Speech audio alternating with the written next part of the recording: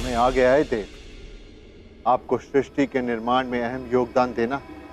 संसार को संभालने के लिए आपका सांसारिक होना आवश्यक है। मैं विरक्त ही भला हूँ नारायण। मुझे इसी दशा में सुख मिलता है। मेरे सांसारिक होने की अभी आवश्यकता नहीं। आवश्यकता है देव। एक वचन जो आपने किसी को दिया था उसे पूर्ण करने की आवश्यकता है।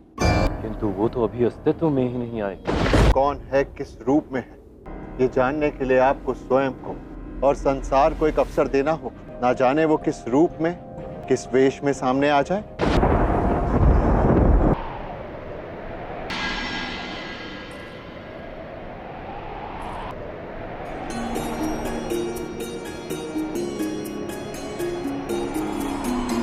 मैं यहाँ आने का कारण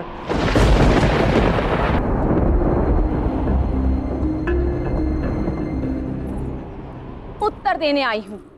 ये समझाने आई हूँ कि तुमने जो कहा वो तर्कहीन है। पुरुष के पुरुषार्थ के बिना प्रकृति शून्य है। प्रकृति वो पाषाण खंड है जिसमें से मूर्तिकार अपने पुरुषार्थ से शिल्प को बाहर निकालता है। भूमि उसकी नहीं जो वहां प्रवास करे। भूमि उनकी जो कांटों को हटा वहां फसल लहरा सके, जो निस्वार्थ कर्म कर सके। यदि यही कहने आई हो तो मैंने सुन लिया। अब जा सकती हो। चली जाऊं? क्यों? क्योंकि अब तुम्हारे पास कोई उत्तर नहीं। तुम्हारे उत्तर में ही एक प्रश्न है। तुम कहती हो कि तुम कर्म निस्वार्थ भाव से करती हो, तो तुम्हारे कर्म में अहंकार क्यों? जो कार्य स्वयं के लिए किया वो निस्वार्थ कैसे हो सकता है? किसी और से सुना ज्ञान रट कर किसी और को सुना देना उपदेश अवश्य हो सकता है, किंतु सत्य नहीं।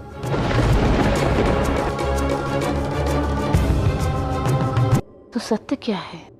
सत्य परम है, इसीलिए परमार्थ ही सत्य है। जो कार्य अपने लिए कोई भी लक्ष्य ना रखे, केवल आनंद हो, जो कार्य अपने लिए कोई मर्म ना रखे, वही परमार्थ है।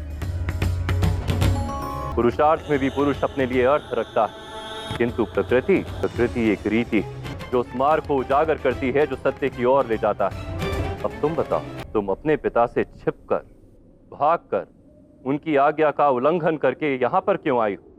केवल पुरुषार्थ की व्याख्या करने, या फिर कोई और कारण? स्मरण रहे, मेरे लिए घोर सत्य ही महत्वपूर्ण है। अब बताओ।